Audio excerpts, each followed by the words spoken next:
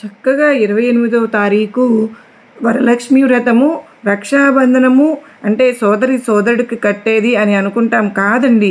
మనం ఎవరి క్షేమాన్ని అయితే కోరుకుంటామో ఆ క్షేమం కోరుకునే వాళ్ళకి కట్టవచ్చు. అంటే నువ్వు నీ యొక్క స్నేహితురాల క్షేమం కోరుకుంటున్నావు అంటే నువ్వు నీ స్నేహితులకు కట్టుకోవచ్చు.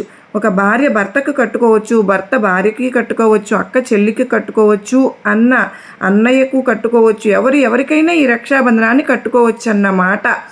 ఇంద్రుడికి అంటే రక్షాబంధనం కట్టింది సచీదేవి అని చెప్తారు కదా. కనుక భార్య భర్తకు కూడా కట్టుకోవచ్చు, భర్త భార్యకు కూడా కట్టవచ్చు.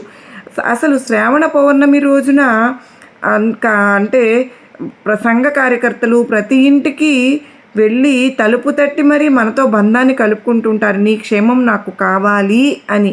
అలాగా మనం దేశానికి రక్ష చూడండి, ప్రతి దానిలోనూ మనకు చక్కగా చూస్తే ఆరాట పడిపోతుంటారు ఆ కార్యకర్తలు. అసలు బంధమే ఉండదు, సంబంధమే ఉండదు. కానీ రక్షాబంధనం పేరుతో ఒక బంధాన్ని ఏర్పాటు చేసుకుని మనందరం ఒకటే. మనందరము ఈరోజు దేశం కోసం పోరాడాలి అని చెప్పి ఎటువంటి స్వార్థము లేకుండా ఇంటింటికి వచ్చి బంధం అనేది ఏర్పరచుకుంటారు. మనందరము కలిసి దేశానికి పనిచేయాలి అనేది వాళ్ళ కోరిక, మన కోరిక కూడా.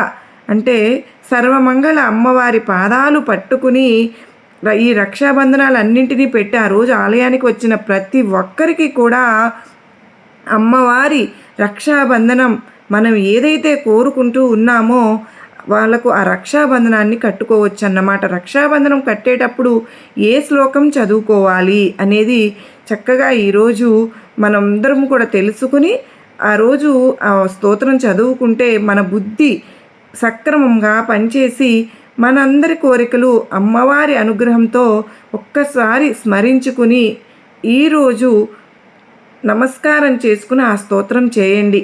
చక్కగా ఈరోజు ప్రతి ఒక్కరూ అమ్మవారి వ్రతం చేసుకుని ప్రతి ఒక్కరూ కూడా ఆ స్తోత్రం చదువుకుంటే లలితా సహస్రనామం స్తోత్రం, విష్ణు తిరుప్పావై, ఏమైనా సరే మీ మనసుకు నచ్చింది, సుందరకాండ, భగవద్గీత, కనకధార స్తోత్రం, ఆదిత్య హృదయం, ఇంకా ముకుందమాల, శివ సహస్రనామ స్తోత్రము, లక్ష్మీ సహస్రనామ స్తోత్రం, ఇలా ఎన్నో శ్లోకాలు స్తోత్రాలు మనకు సమయంతో సంబంధం లేకుండా మనకు ఎప్పుడు కుదిరితే అప్పుడు వినేటట్లుగా మనం చక్కగా చదువుకుంటే మానసికంగా చాలా చికాకు ఉన్న ఎవరికైనా సరేనండి, ప్రతి ఒక్కరికి సత్యనారాయణ స్వామి వ్రతం కూడా చేసుకోలేకపోయాము అని అనుకోండి, ప్రతి ఒక్కరు ఇలా చేసినా కూడా అమ్మవారి అనుగ్రహం కలుగుతుంది.